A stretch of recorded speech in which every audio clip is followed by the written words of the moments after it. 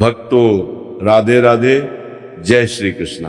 भक्तों, आप सभी लोग जानते हैं कि 17 अप्रैल 2026 यानी शुक्रवार को पड़ रही है वैशाख महीने की वैशाख अमावस्या, जो बहुत ही खास है। और भक्तों, ये वह तिथि है जो वैशाख मास में पड़ने वाली सबसे बड़ी तिथि है, क्योंकि ये शुक्रवार के दिन पड़ रही है और इसका बहुत ही बड़ा और विशेष महत्व होता है। पूज्य पंडितों और गुरुओं ने कहा है कि अगर कभी भी मौका लग जाए और वैशाख महीने की अमावस्या तिथि शुक्रवार को पड़ जाए तो आप लोगों को 2 लौंग का उपाय तो अवश्य ही करना चाहिए। इन दोनों का संयोग बहुत ही कम आता है। इसी के साथ में पंडितों और गुरुओं ने अपनी शिव पुराण कथा में बताया है कि इस दिन आपको 2 लौंग का उपाय तो आपको अवश्य ही करना चाहिए, क्योंकि ऐसा दिन पूरे साल में सिर्फ एक ही बार आता है। और भक्तों, आप सभी लोग जानते हो कि शुक्रवार अष्टमी का अगर सबसे बड़ा कोई उपाय है तो वो 2 लौंग वाला उपाय है। तो भक्तों, इस शुक्रवार के दिन आप लोगों को इस 2 लौंग वाले उपाय को जरूर करना है। बहुत सारे लोग होंगे जिन लोगों ने इस उपाय को ना किया हो, मतलब पूरा साल निकल गया, उन्होंने किसी भी दिन इस लौंग वाले उपाय को ना किया हो। पर भक्तों, आपके पास एक आखिरी मौका बचा हुआ है जो कि 17 अप्रैल के दिन है। तो इस दिन आप लोगों को इस वाले उपाय को जरूर कर लेना है। भले ही आपने पूरे महीने भर इस उपाय को ना किया हो, पर अगर आपने इस वैशाख महीने की अमावस्या तिथि के दिन अगर इस वाले उपाय को कर लिया तो आपको इस उपाय को करने का वो फल मिलेगा जिसकी आपने कभी कल्पना भी नहीं करी होगी। इसीलिए आप लोग इस वाले उपाय को एक बार जरूर कर लेना है, ताकि आप लोगों के हाथ से मौका ना जा सके और आपको इस उपाय को करने का फल मिल सके। भक्तों, ये उपाय पंडित जी ने अपनी अभी की ही श्री शिव महापुराण की कथा में बताया है, जिस उपाय को आज हम आपको बहुत अच्छे से समझाने वाले हैं। इस वीडियो को देखने के बाद इस उपाय को समझने के लिए आपको कोई और वीडियो को देखने की जरूरत नहीं पड़ेगी। तो चलिए भक्तों, उपाय को शुरू करते हैं। देखिए, ये इस वैशाख महीने के शुक्रवार अष्टमी के दिन ये इतना खास होता है, इतना महत्वपूर्ण होता है। देखा गया है कभी कभी बड़े बड़े पूजा पाठ अनुष्ठान से जो मनोकामना पूर्ण नहीं होते, वो वैशाख महीने के शुक्रवार के दिन एक छोटे से उपाय करने से ही आपकी मनोकामना पूर्ण हो जाती है। और बहुत सारे लोगों ने इस उपाय को किया भी है और उनको इस उपाय को करने का फल भी जरूर मिला है। अगर आप लोग भी इस उपाय को करना चाहते हैं तो आप इस उपाय को पहले अच्छे से समझ लेना, सुन लेना, उसके बाद करना। आपको इस उपाय का फल जरूर मिलेगा। और इस उपाय को कर लेने से आपके घर में चाहे किसी भी प्रकार की दुख और समस्या क्यों ना चल रही हो, आपको उसका कारण भी नहीं पता है कि भाई ये समस्या किसी नहीं चलने के लिए, किसी नहीं चलने के लिए कारण से चल रही है, उसका कुछ भी कारण हो सकता है। जैसे पितृदोष हो सकता है या किसी भी तरह का मंगल दोष भी हो सकता है। तो इस दिन आप लोगों को ये वाला उपाय कर लेना है।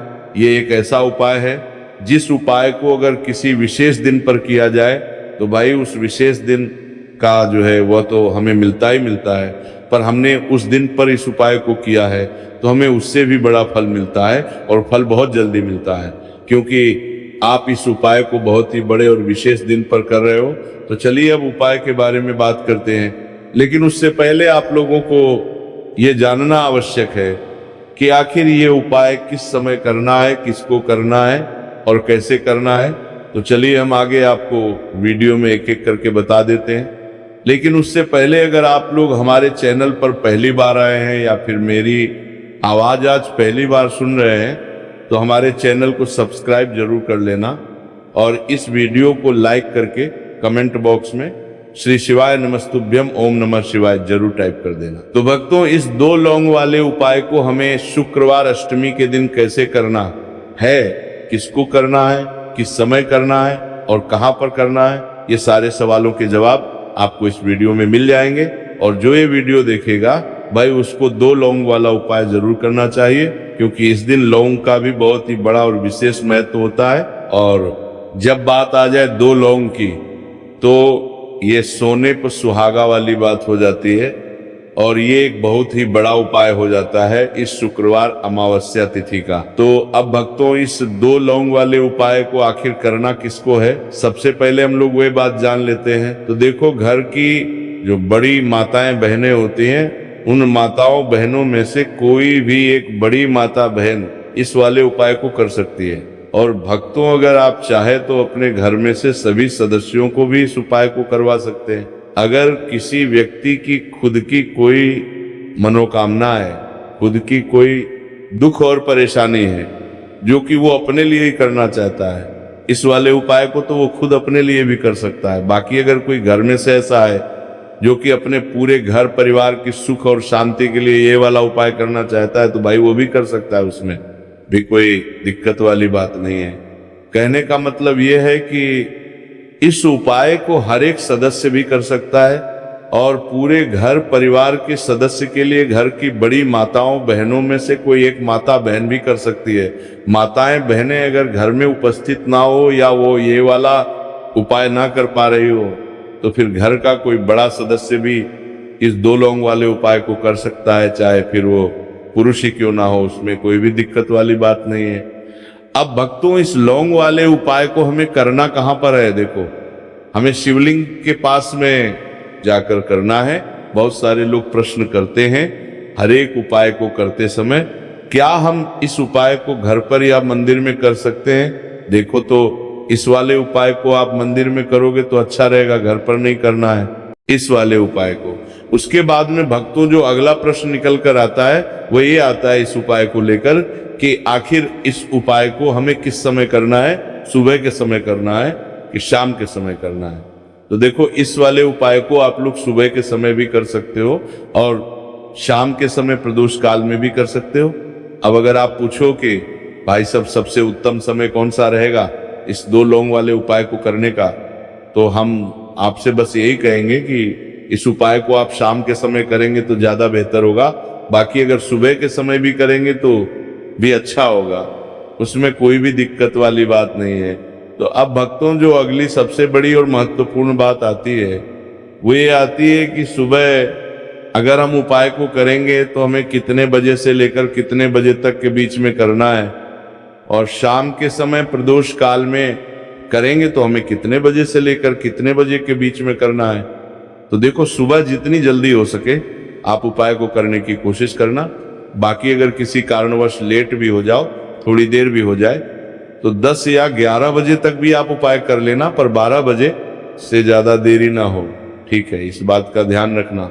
उसके बाद में भक्तों, अगर शाम के समय प्रदोष काल की बात करें, प्रदोष काल का जो समय होता है वो शाम के 6 बजे से शुरू हो जाता है। मतलब शाम के 6 बजे से लेकर 7 बजे के बीच का जो समय होता है, ये समय प्रदोष काल का समय होता है। पर अभी जो मौसम चल रहा है, इस मौसम में जो है शाम बहुत देरी से होती है, तो आप इस उपाय को 7 या 8 बजे के बीच में भी कर सकते हो। मतलब शाम के 6 बजे से रात 8 बजे के बीच में आप कभी भी इस वाले उपाय को कर रही है सकते हो, उसमें कोई भी दिक्कत वाली बात नहीं है। परंतु शुक्रवार के दिन कोशिश करना कि समय के अंतर्गत ही कर लो। किसी कारणवश ना कर पाओ तो थोड़ा देरी से भी कर सकते हो, आपको उपाय का फल जरूर मिलेगा। देखिए, इस वीडियो में जितने भी उपाय हम आपको बताएंगे सभी उपाय सरल है। देखो, गुरुजी ने कहा है कि शुक्रवार के दिन आपको चौमुख दीपक वाला उपाय तो अवश्य ही करना चाहिए। वीडियो के अंतिम में आपको उपाय बताया है जो आपको करना है। देखो, आगे बढ़ने से पहले वीडियो को एक लाइक जरूर करें। देखो, सबसे पहला उपाय, यदि आपके जीवन में कर्जा बहुत अधिक है, आपके जीवन में संकट बहुत अधिक रहते हैं, आपके ऊपर बहुत अधिक विपदा आ रही है, बार बार आपको अपने व्यापार में और अपने धन में हानि देखने को मिल रही है, यानी कि आपको प्रत्येक कार्य में हानि हो रही है, तो आपको ये उपाय करना चाहिए। देखिए, इस उपाय के लिए आपको मात्र 1 लौंग का जोड़ा लेना है, यानी कि 2 फूल वाली लौंग लेनी है। साथ में आपको मात्र थोड़ा सा शहद ले लेना होगा और इसी के साथ में आपको तांबे के पात्र के अंदर शुद्ध जल लेना होगा। अब देखिए, इन सभी सामग्रियों को लेकर के आपको भगवान शिव के मंदिर में पहुंच जाना है। देखिए, ये उपाय आप सुबह से लेकर शाम तक कर सकते हैं। तो वो सबसे पहले तो आपके पास जो 2 फूल वाली लौंग है, उन्हें आपको शहद के अंदर अच्छे से डूबना है। यानी कि दोनों लौंग पर आपको अच्छे से शहद का लेपन कर देना है। अब आपको जो आपके पास एक लोटा जल है, सबसे पहले तो उसे शिवलिंग पर धीरे धीरे समर्पित करना है और श्री शिवाय नमस्तुभयम इस मंत्र का जाप करते हुए समर्पित कर देना है।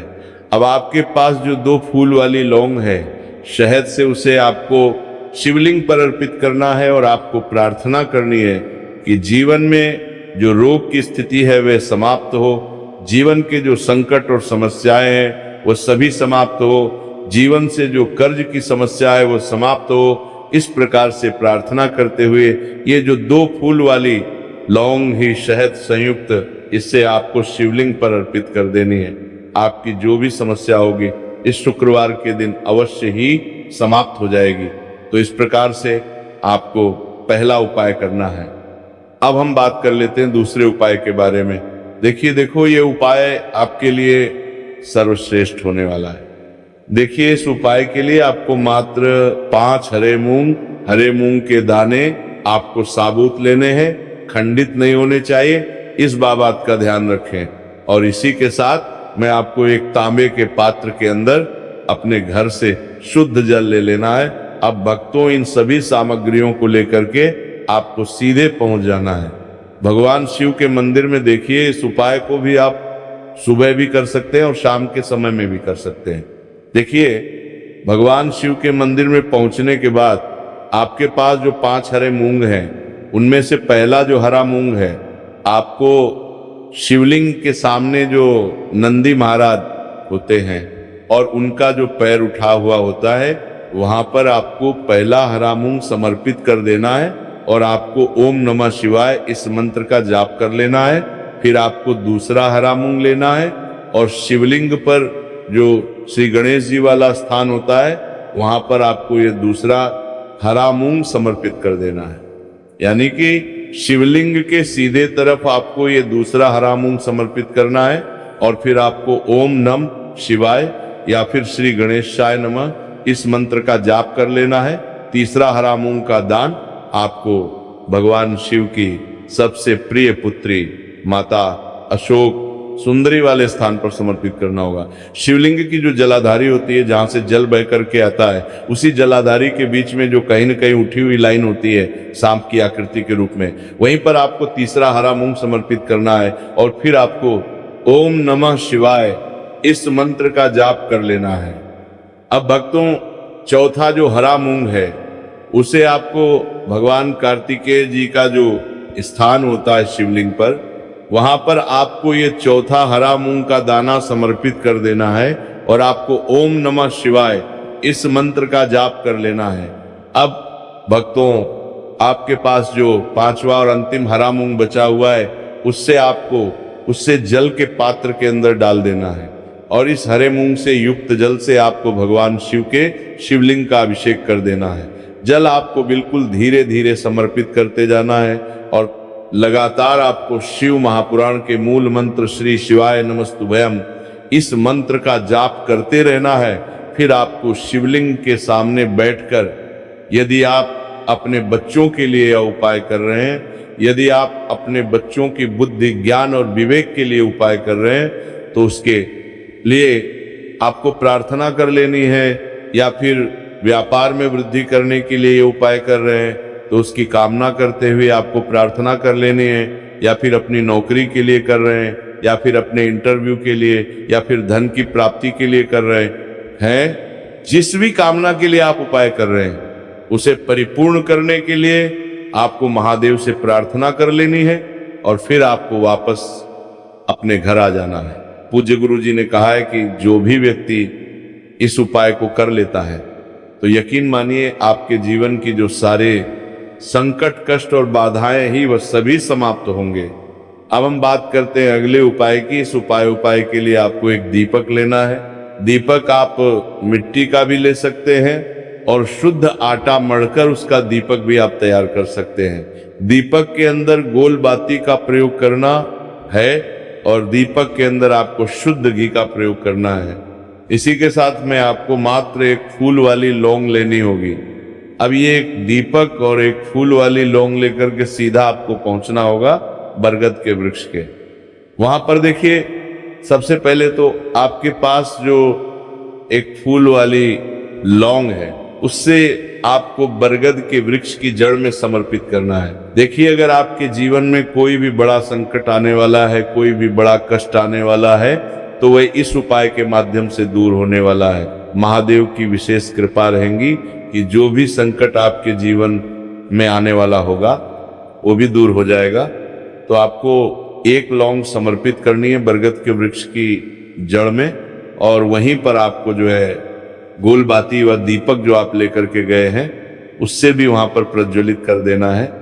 देखिए, जब भी आपको जीवन में इस साल लगने लगे कि आपके जीवन में कुछ भी अच्छा नहीं चल रहा है, तब भी आपको कोई उपाय करना है। तो इस प्रकार से आपको ये उपाय करना है। अब हम जान लेते हैं चौथे विशेष उपाय के बारे में। देखें, यदि आपके विवाह में, शादी में कोई भी समस्या आ रही है, यदि आपका जो कर्ज है वो दिन पर दिन बढ़ते ही जा रहा है, तो आपको ये चमत्कारी उपाय करना चाहिए। कोई भी समस्या अगर जीवन में है तो उसे दूर करने के लिए आपको ये उपाय करना चाहिए। मंगल दोष से जुड़ी हुई समस्या भी है, तब भी आपको ये उपाय करना चाहिए। देखिए, इस उपाय के लिए आपको एक तांबे के पात्र के अंदर अपने घर से शुद्ध जल लेना है, और इसी के साथ में आपको एक चुटकी लाल चंदन लेना होगा। अब आपको क्या करना है कि जो लाल चंदन आपने लिया है उसे आपको उससे जल के पात्र के अंदर डाल देना है, और ये जल जो है आपको लाल चंदन से युक्त तैयार कर लेना है। और ये लाल चंदन से युक्त जल आपको भगवान शिव के मंदिर में लेकर के पहुंचना है। लेकिन ये उपाय भी आप सुबह से लेकर के शाम तक कर सकते हैं। अब भक्तों, ये जो लाल चंदन से युक्त जल है, इससे आपको भगवान शिव के शिवलिंग पर धीरे धीरे अर्पित कर देना है, और आपको लगातार श्री शिवाय नमस्तुभयम इस मंत्र का जाप करते रहना है। देखिए, यदि आपके जीवन में विवाह से जुड़ी समस्या चल रही है तो आपको मंगलेश्वर महादेव का स्मरण करना है, और जीवन में अधिक कर्ज की समस्या है तो आपको मुक्तेश्वर महादेव का स्मरण करना है। देखना, एक दिन आपकी सब तरह की समस्या जल्दी ही समाप्त हो जाएगी। तो इस प्रकार से आपको ये तीसरा उपाय करना है।